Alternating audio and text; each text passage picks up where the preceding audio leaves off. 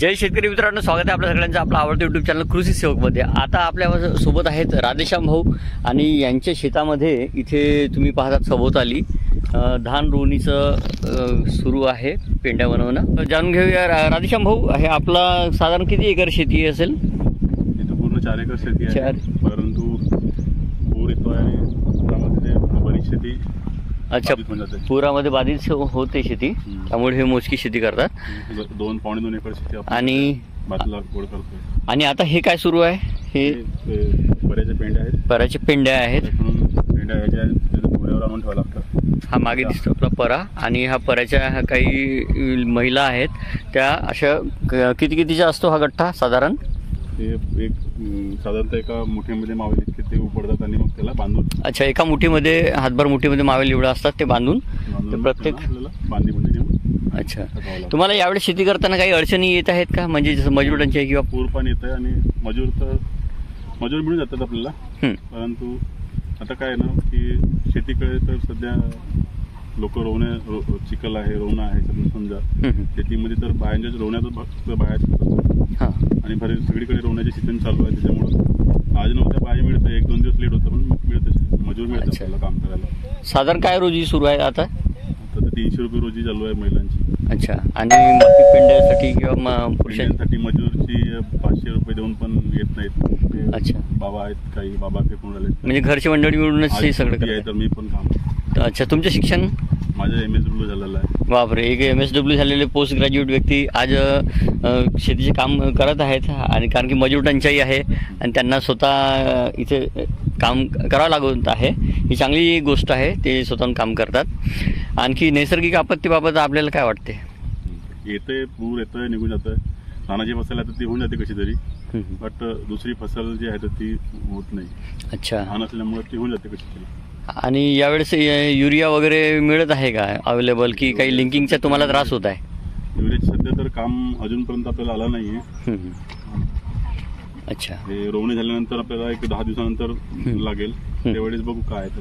अच्छा, सध्या तर सगळीकडे टंचाई आहे, चालू आहे असं म्हणतात। हो, ठीक आहे, धन्यवाद।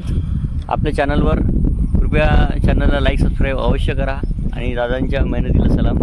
आपल्यासाठी अन्न उगवतात, शेतकरी अन्नदाता आहे, तर पाहू शकता हे सगळं डिटेल्स शेतीचं।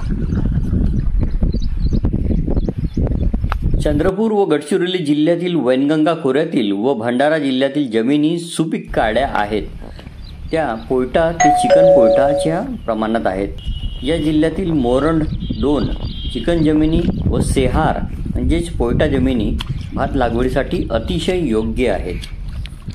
भाताच्या लागवडीसाठी योग्य जमिनी भारी चिकन किंवा चिकन पोयटा, ज्यालाच क्ले लोम असे म्हणतात, अशा जमिनी पाणी धरून ठेवतात आणि भाताचे उत्पादनही जास्त मिळते। भात पिकाची पाण्याची गरज जास्त असल्याने सिंचनाचे पाणी जमिनीत खोल मुरणार नाही अशा भारी जमिनी लागतात। तथापि भरपूर पाण्याचा पुरवठा असल्यास हलक्या जमिनीतही चांगले उत्पादन मिळू शकते। रोप लावणीच्या आधी भात खाचरात चिखलणी करतात, त्यामुळे पाण्याचे मुरणे कमी होते। भात लागवडीच्या बहुतेक विभागात चांगल्या जमिनीत बारीक कणांचे प्रमाण चिकन अधिक गाढ 70% असते। महाराष्ट्रात भात लागवडीच्या जमिनी म्हणजेच काळ्या खडकापासून तयार झालेल्या खोल व मध्यम काळ्या खोल, गाळाच्या व जांभ्या खडकापासून तयार झालेल्या तांबड्या जमिनी अशा आहेत। भात हे उष्णकटिबंधातील पीक आहे।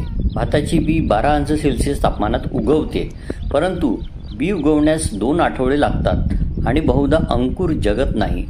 तापमान 16 ते 20 अंश सेल्सिअस पर्यंत वाढले तर बी लवकर उगवते आणि 7-8 दिवसानंतर अंकुर दिसतात।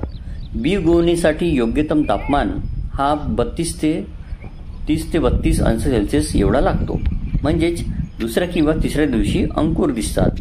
फुटवे वाढण्याच्या काळामध्ये किमान तापमान 15 ते 18 अंश सेल्सिअस आणि लोंब्या तयार होण्याच्या काळामध्ये 19 ते 25 अंश सेल्सिअस एवढे तापमान लागते।